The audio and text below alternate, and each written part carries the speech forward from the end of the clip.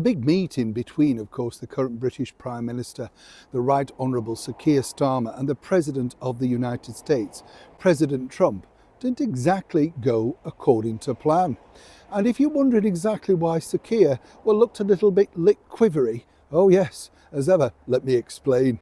Morning, good to see you, chums. Thank you so much for your time today, and welcome one and all brand new subscribers. As ever, thank you for supporting me in my latest episode of By Royal Appointment. I'm so glad you enjoyed. It's always such fun to share the delights and delicacies, of course, of what's going on in the land of the royals. It's always fascinating, isn't it? You know, I often wonder what it must have been like, because it would have been far more exciting, don't you think, in the time of Queen Victoria and King Edward, because they really were glamorous times. And when you think about it, you know, Queen Victoria really ruled with a rod of iron, and some say rightly so. It might not go amiss today, but do thank you again for watching. I'm so pleased that you enjoyed it. Thank you again. Let's get back, of course, to your story of the day. This particular picture has not gone down well inside number 10 Downing Street. No. Keir Starmer not thrilled. No, not happy at all, as you can imagine. One reason really, he's not on it. And this is the problem, you see. It's all about leadership, flag waving, that sort of stuff. Never the British flag, or indeed the St. George's flag. Oh no, not in Sir Keir's case. And really what's happened for Sir Keir Starmer is this man, J.D. Vance, the Vice President of the United States of America. You see, JG, as we know, has just spent a bit of time over here in the United Kingdom, watching a lot of our news, reading our newspapers, and obviously being turned away from, some say, an exclusive restaurant. Others might just call it a simple pub. That's not worth the extortionate prices. But there you go. My opinion, JD, right? Now, here's where this gets really interesting, because, as you can see, Keir Starmer literally bored everybody to death with his rambling speech that said nothing. And this is a reoccurring theme with Keir Starmer. Gets up, offers a speech, nobody's any idea, we're not even sure what he's got up. You know, it's a complete turn-off, one way or another. But behind the scenes, I can tell you that absolutely 100%, Sir Keir Starmer was reprimanded about his, what shall we say, recent turn of events over on his social media.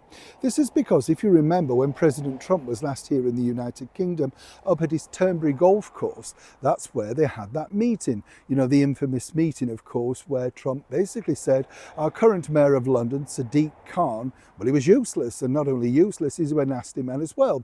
Keir, as we know, feebly said, oh, he's my friend. Nothing of that was posted up on the official number 10 Downing Street site. Nothing about the meeting 100%. Behind the scenes, I've been told from an excellent source in the White House press room that Keir Starmer was taken to one side and exactly wanted to know what happened to that. You know, because obviously the White House put out things good or bad. And you can see it. It's all up there. The pictures, the good, the bad, the ugly. Of course, again, Keir Starmer, fragile ego, can't stand it if, of course, it's not going his way, doesn't like to be told off, will not hear anything bad against him, doesn't want to know about polls. In his head, it's all going well, and absolutely the British public are with him. As I told you the other day, he's found out, though, that his so-called chum, the current mayor of London, Sadiq Khan, is literally no chum at all. Plainly stabbing him in the back, setting himself up to try and push himself into retirement, into 10 Downing Street, and become, well, some people might say the long and short of it, of a prime minister. But either way, if we thought the special relationship and the President of the United States, President Trump, had, well, shall we say, finished with Sir Keir Starmer, far from that indeed. And what's interesting, I find, about this is the fact that, according to the source, Keir Starmer didn't have a backup.